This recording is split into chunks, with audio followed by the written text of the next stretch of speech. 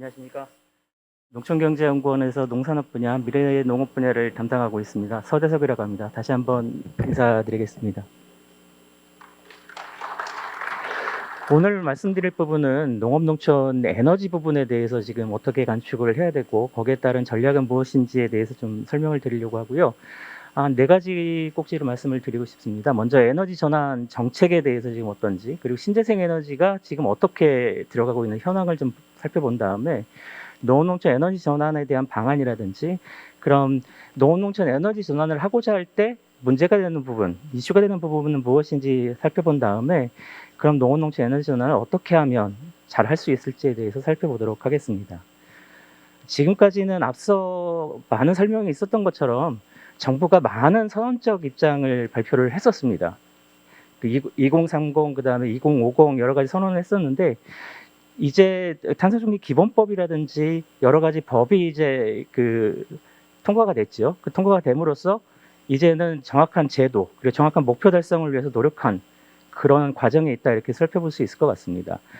예, 기후위기 대응을 위한 탄소중립 녹색성장 기본법이 통과가 돼서 22년 3월 25일 날 발효를 앞두고 있습니다. 기본 방향은 잘 아시는 것처럼 2050 탄소중립 국가 비전과 전략 수립 의무화가 지금 되어 있고, 여러 가지 5년마다 이제 국가 탄소중립 녹색성장 기본 계획을 수립해서 의무적으로 발표를 해야 되는 그런 상황이 있습니다.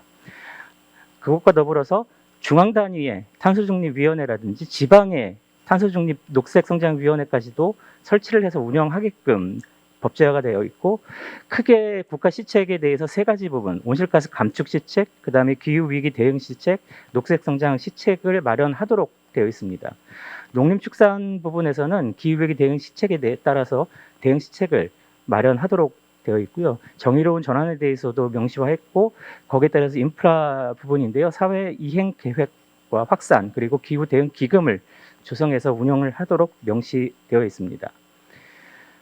농림수산 부분의 전환 촉진 부분에 지금 45조에 나와 있는데요. 거기 보시는 것처럼 탄소중립 사회로의 이행에 기여를 해야 되고, 농림수산 전환 시책을 수립하고 시행해야 된다라고 명시화되어 있고요. 거기에 따른 크게 네 가지 책략을 보면 정밀농업과 유기농업을 시행을 해야 된다. 농림수산 분야 온실가스 감축 기술, 그리고 기자재 시설의 개발, 보급에 관한 사항이 명시가 되어야 되고, 농림수산 분야의 화석연료 사용량을 감축해야 된다. 그다음에 신재생에너지, 보급에너지 순환 자립 체계를 구축해야만 한다. 이렇게 되어 있고요. 기후위기로 인한 농림수산업의 여건 변화 예측, 그리고 신품종 개발도 포함이 되어 있고, 식량자금률 제고도 명시화되어 있습니다. 이것을 각 지자체마다 이제 농업농촌 발전 계획을 수립을 하게 되어 있는데요. 거기에 이러한 시책이 담도록 명시화되어 있다는 가장 큰 특징으로 보여집니다. 또 하나는 신재생에너지 법이죠. 거기서 지금 우리나라 신재생에너지 관련된 모든 시책에 대해서 정리를 해놨고, 특히 이제 공급 의무화, 과징금, 공급 인증서 제도라든지 보급 사업에 대해서 굉장히 명쾌하게 정리를 해놨고요. 신재생에너지 발전 사업에 대한 주민 참여 부분도 명시화되어 있습니다. 또한 전기사업법이라든지 산자부에서 지금 추진하고 있는 에너지 융복합 단지법이라는 이런 부분에서 신재생 에너지 사업의 보급 확대, 확산하도록 명시화되어 있다, 이렇게 볼 수 있을 것 같습니다. 지금 정부가 탄소중립 목표를 지금 2017년부터 구체화돼 가지고 계속 추진을 하고 있고, 농업 부분에서는 지금 명시적으로 나와 있는 부분에 2017년 12월에 재생에너지 3020 이행 계획에서 농촌 지역 태양광을 10기가까지 넣겠다. 2030년까지. 신재생에너지 부분 재생에너지 전체로는 2030년까지 63.8기가를 넣겠다, 이렇게 목표가 지금 되어 있는 상황이고요. 거기 탄소중립 기본법에는 35% 이상 감축을 명시화했고, 지난 10월에 정부에서는 NDC 상향안을 발표를 해서 앞서 설명드린 것처럼 40% 감축, 농림축산식품 농림 부분에서는 2018년 대비 27.1%까지 감축을 명시화되어 있습니다. 그럼 신재생에너지 보급 확대 재정 사업으로는 산자부 같은 경우는 신재생에너지 차액 지원제도, 그다음 신재생에너지 융복합 지원 사업이라든지 신재생에너지 금융 지원 사업이 있고요. 농림부 같은 경우는 농촌재생에너지 보급 지원 사업, 그다음에 축산분뇨 공동화 자원시설 지원 사업이 있습니다. 그럼 지금까지 신재생 에너지는 얼마나 들어갔을까 지금 살펴봤더니요. 우리나라 발전 설비가 129기가와트 정도가 발전 설비를 보유하고 있습니다. 그 중에 지난해까지 신재생 에너지가 20.5기가 정도가 들어가서 발전 설비 비중으로는 16.1% 정도 들어가 있고요.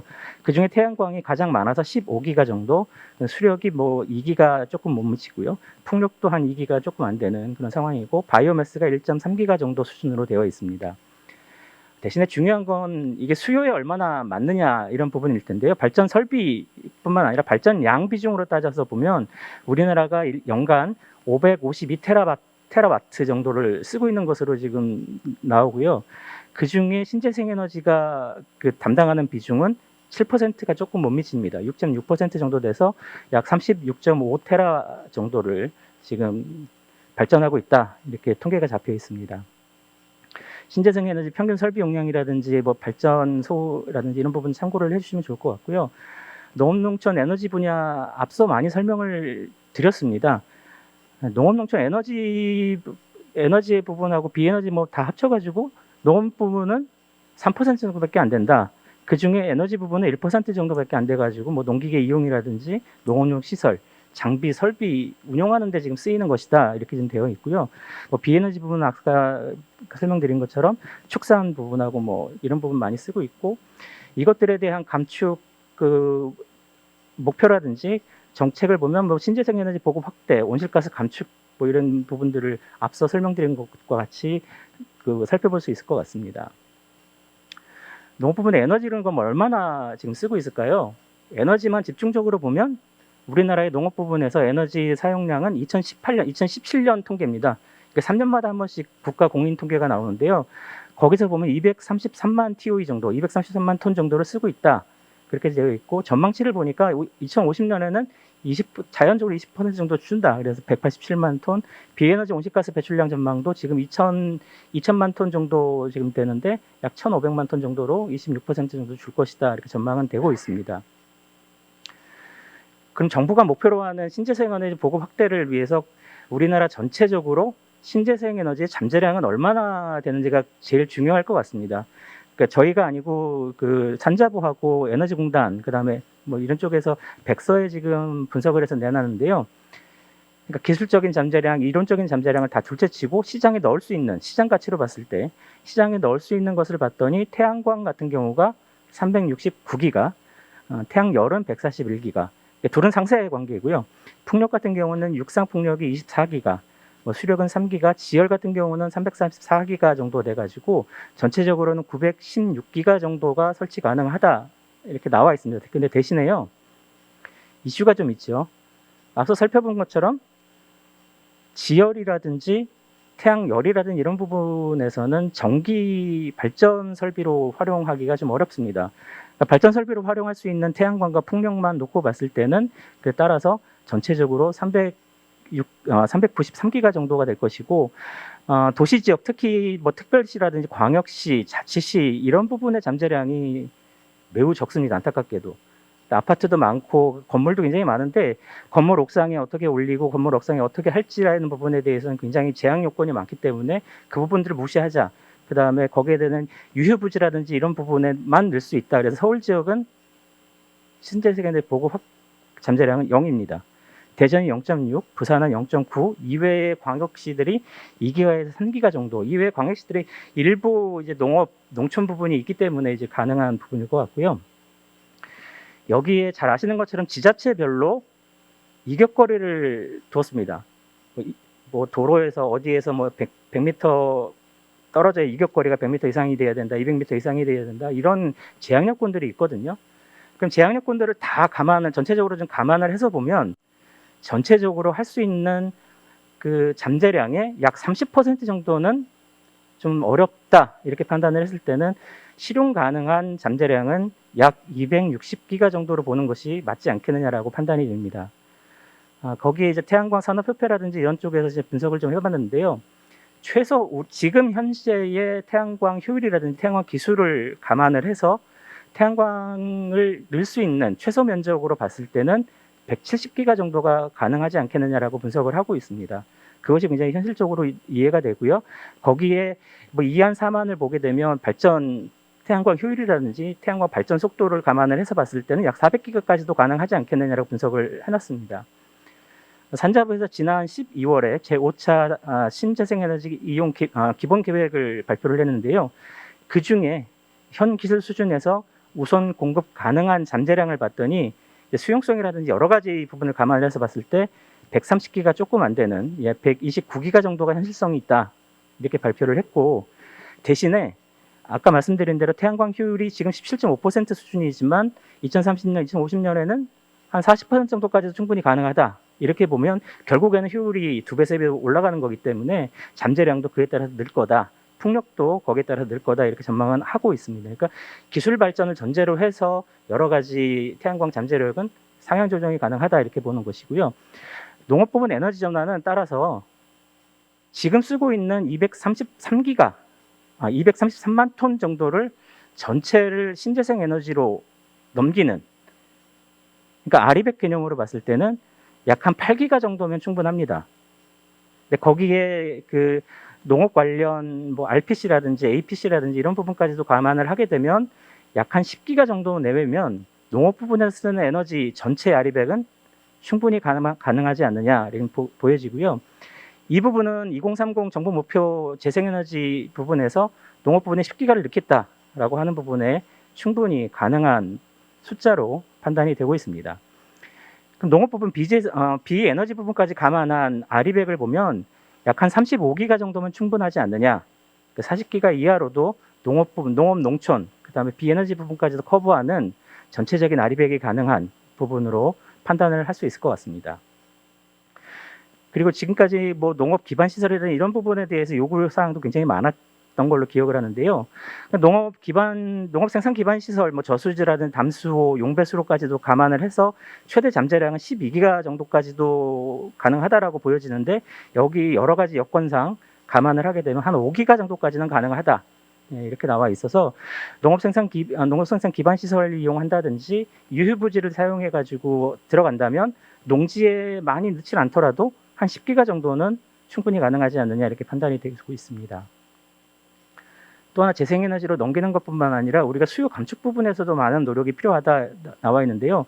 농업 에너지 수요 감축 방안 중에서 에너지 효율화, 농기계 에너지 절감 부분에 난방 에너지 절감이라든지 이런 부분 지금까지 설명드렸던 모든 내용들이 여기다 포함이 되어 있는 것으로 이해가 되고요. 특히 이제 농기계 같은 경우는 저희들이 그 여러분들 농기계 산업에 계신 분들이라도 그렇고 많은 설명을 좀 들어봤더니 전기 농기계 보급은 약간 뭐 단기적으로는 소형 농기계 같은 경우는 2년 내에 가능하고 중형 그 100마력 이상 되는 대형 트랙터 같은 경우는 5년 내에도 상용화는 가능하다라고 판단을 하고 있지만 가격이 문제인 것 같고요. 이게 자료에는 그 부분을 좀 넣지는 않았는데 지금 상용화되고 있는 농기계에 비해서 2배, 3배 이상 가격은 비쌀 것이다. 대신에 그게 중요한 것이 아니고 농기계 많은 힘을 써야 되고 많은 이용 시간이 필요한데 배터리가 다 되면 한 2-3시간 쓰고 나면 이제 배터리가 없게 되는 그런 상황에서 이거 어떻게 할 거냐. 충전, 그 다음에 이용할 수 있는 그런 인프라 구축이 굉장히 중요하고 거기에 따른 로드맵이 좀 필요하지 않느냐 이렇게 좀 보여지고 있고요. 농업 부분의 에너지 감축 관련 사업 부분에 대해서 지금 시행하고 있는 농림부 사업이라든지 이런 부분을 정리를 했습니다. 참고를 해주시면 좋을 것 같고, 그 에너지 이용 효율화 사업, 난방 에너지 절감 사업, 농기계 에너지 절감 사업, 영농 기술 전환, 지역별 산업 부분, 미활용 에너지 이용 부분, 농축산 부산물 이용 부분, 용수 관리 부분에 대해서도 있습니다. 다음은 농촌 생활에너지 감축 부분인데요. 농업 농촌 그 에너지 자립 체계 구축이 매우 필요하다. 이게 바이오매스를 이용하는 그리고 태양광 풍력도 같이 해서 복합 에너지 원을 활용하는 에너지 자립 마을이 굉장히 필요하고, 재생에너지를 활용한 농촌 에너지 자립 ICT 기반이라든지 이런 방안도 매우 필요하다. 재생에너지 활용, 그다음에 잉여에너지 수익화 모델도 여기서 나와줘야 되는 그런 부분이 있고요.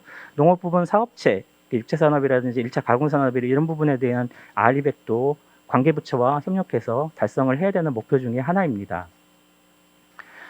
그다음에 농업 농촌 미활용 에너지 활용해야 되는 그런 부분이 숙제인데요.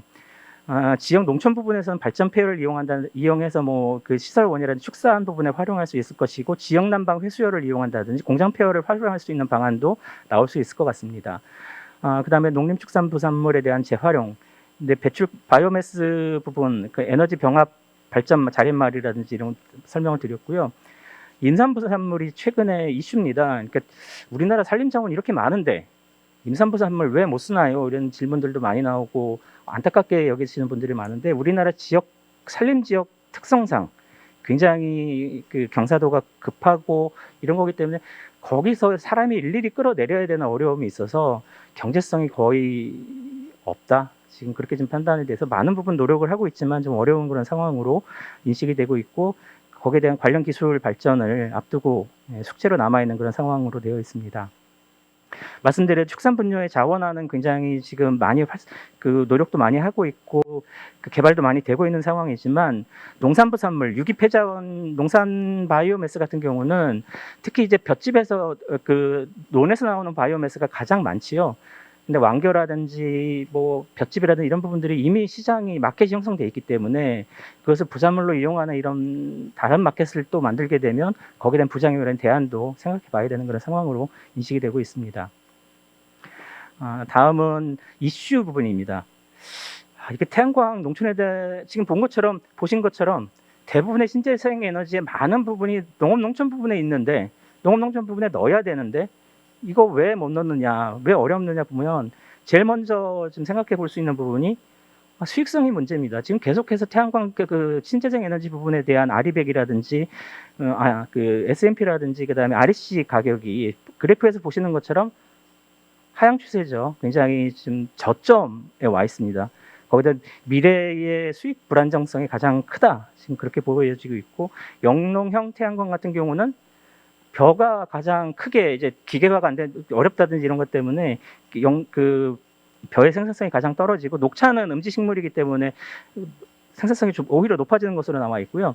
원예작물 같은 경우는 15% 내외 정도 단수 감수율이 있고, 포도라든지 배 같은 경우는 상품성에 문제가 생기는 그런 부분이 있습니다. 그다음에 주요 이슈를 보면 사회적인 이걸 넣어야 되는데 농가분들도 싫어하고, 우리 그 도시에 계신 분들도 농촌에 가면 농촌 경관도 좋고 호수도 예쁘고 이런 예쁜 모습을 보고 싶은데 태양광만 보여. 이러면 굉장히 가기 싫어지는, 수용성에 굉장히 좀 어려운 부분이 있다. 기술적인 부분도 잘 아시는 것처럼 자연적인 한계가 분명하게 있는 것이고, 경제성 부분 아까 설명드린 대로 지금 하향 평준화되고 있고 하향 추세이고, 제도적인 부분도 조례라든지 농지법, 인허가 절차라든지 이런 부분에서 제약 요인이 있는 것으로 파악을 하고 있습니다. 아까 말씀드린 대로 사회적 수용성하고 농촌 내부 갈등 부분을 빨리 해결할 수 있는 방안이 나와야 되지 않을까 싶습니다. 특히 이제 농업 농촌 수용성보다도 국민 전체적인 합의라든지 국민 정체적인 수용성에서도 거기에 대한 대안도 마련을 해야 되고, 아까 말씀드린 농촌 다음에 대한 정부가 추진하고 직불이라든지 이런 부분하고도 배치되는 그런 정책으로 보여지고 있습니다. 태양광 발전자하고 이제 부재지주 문제라든지 임대농 문제는 여러 번 이슈화되었고 언론에서 다뤘던 부분이라서 그런 부분도 한번 생각해 봐야 되고, 특히 수익을 노리는 시행사들이 지금 평균 임대료 같은 경우가 평당 한 1,200원 정도인데 평당 6,000원 주겠다.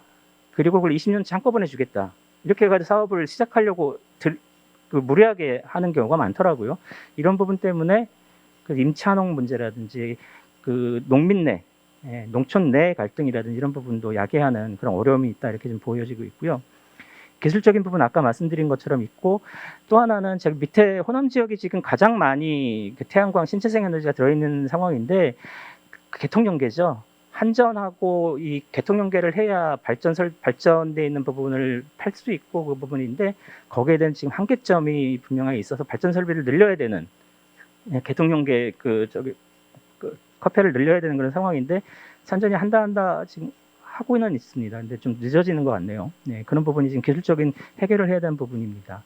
아까 말씀드린 대로 경제 수익성, 장기적으로 태양광 사업에 대해서 경제성을 좀 운영 가능하도록 보장할 수 있는 FIT를 인정한다든지 FIT를 연장을 해준다든지 이런 부분도 같이 고민을 해야 되는 그런 상황이지 않느냐 지금 싶고요. 제도적 이슈 부분에서 잘 아시는 것처럼 농지법상에서 특히 지능지역은 불가능합니다.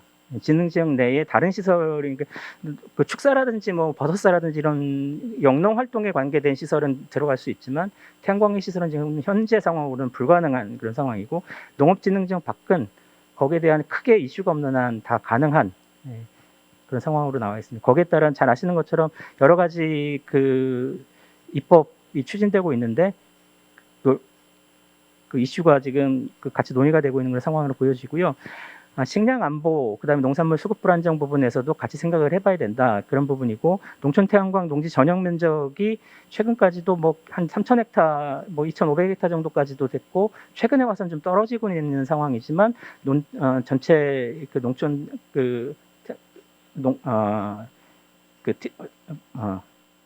농지 전용 부분에서 차지하는 비중이 한 20% 내외 정도 된다 이렇게 지금 보고 있습니다. 태양광 인허가 절차 장기화 부분인데요. 지자체별 조례가 매우 다양하고 거기에 대해서 기준이 지금 정부 차원의 기준이 없기 때문에 그런 거에 대한 많은 이슈가 지금 나와 있는 그런 상황이긴 하지만 이게 그 절차가 장기화된다는 부분이 장단점이 충분히 있을 것 같습니다. 여기 인허가 절차에 환경 뒤에도 말씀을 드리겠지만 농지에 들어가는 부분이고 환경 영향 평가라든지 농지의 그 농촌의 어메니티 부분이라든지 이런 부분을 충분히 감안을 해야 되기 때문에 이런 부분에 대한 법제화라든지 이런 부분이 굉장히 필요하지 않느냐 그렇게 좀 보고 있습니다. 모식도는 지금 보시는 것처럼 농촌 지역의 에너지 전환 같은 경우는 이 농촌 지역의 에너지 전환을 통해서 지속 가능 성장이 필요하고 거기에 대한 우리나라 국가 차원에서 스마트 그리드에 대한 그 대안이 제시가 돼야 되는 고민이 돼야 되는 그런 상황으로 보여지고요. 농촌 에너지 전환에 대한 비전은 농촌 지역인 탄소 중립과 농업 농촌의 지속 가능 성장 기반 구축을 두고서 목표로는 탄소 중립 기반과 사회적 기업 확대로 지속 가능 사회 견인, 농촌 주민 소득 안정과 새로운 일자리 확대, 그리고 새로운 농업 농촌의 가치를 창출하자 이런 부분에 정책 목표를 두고 추진을 해야 되지 않을까 지금 싶습니다. 따라서 갈등 해소 및 제도 정비 부분에서 범국민 아까 말씀드린 대로 수용성 부분에서 해결 방안이 좀 나와야 되는 그런 부분이고요. 특히 부재지주의 갈등이라든지 인차농에 대한 대응 방안이라든지 이런 부분도 영농형 태양광을 보급 확대한다든지 영농형 태양광 규모화 시킨다든지 단지화 시킬 수 있는 그런 방안도 검토가 필요할 것으로 보입니다. 그다음에 주민주도 에너지 전환과 거버넌스 체계, 그러니까 주민을 배제시키고 지금 부재지들이 들어온다든지 거기에 많은 우리가 원하지 않는 농촌 주민이 원하지 않는 지역에 농촌 태양광이 들어가든지 하는 부분은 분명히 문제가 있다. 그런 부분에 농촌 주민들이 직접 개입 설계를 하고 공간 설계를 하고 공간 계획을 하는 그런 방안도 마련이 돼야 된다라고 보고요. 신재생 에너지 기불 기자재라는 이런 부분도 경제성 보장이 필요하다. 그다음에 농업 농촌의 공익적 가치, 식량 안보를 전제로 해야 되는데요. 식량 안보 부분에서는 아까 말씀드린 농촌 지역 밖에 있는 농지가 그러니까 전체 평년 재배 면적이 약 82만 2천 헥타 중에서 논이 18만 4천, 16만 4천 헥타, 밭이 한 65만 5천 헥타인데 그 중에 한 5만 헥타, 8만 헥타 전용이 되더라도 한 10% 내외 정도 되지 않느냐. 뭐 많게는 15% 내외 정도가 될 것 같은데요. 그 중에 탄성치 가격 신축성 계수를 한 1.5 정도 봤을 때 단기적으로는 가격 불안정 요소가 한 20% 내외 정도 발생할 수 있지 않을까 보지만 그건 단기적인 수급 불안정 요인으로 판단을 할 수 있지 않을까. 중장기적인 식량 안보라든지 수급 불안정에는 크게 영향을 미치지는 않을 것으로 저희들은 판단하고 있습니다. 주민 참여 주도라든지 그런 부분의 환경 담보 부분에서 굉장히 중요하고 주민주도 사업 변화 부분에서는 이게 독일 사례 부분인데요. 우리나라뿐만 아니라 독일에서도 똑같더라고요. 발전 사업자가 농민들한테 와가지고 헥타르당 2,000유로를 주겠다. 그래가지고 자기들이 발전 사업을 하면 참여를 해라 이런 식으로 그래서 많이 농촌을 망치고 생태계를 망치는 그런 사례가 있었다. 그래서 농가분들 브란덴부르크주 같은 경우는 농가 주도로 농촌 주민들이 협동조합을 만들어 가지고 발전 사업을 하고 그것이 회사로 큰 중견의 회사로 발전을 하고 발전 설비를 팔고 있는 그런 좋은 모델들을 저희가 좀 발견을 했고요. 그런 부분들을 저희가 정책 입안하고 정책을 만드는데 조금 더 시사점을 도출할 수 있도록 해보겠습니다. 예, 감사합니다. 이상입니다.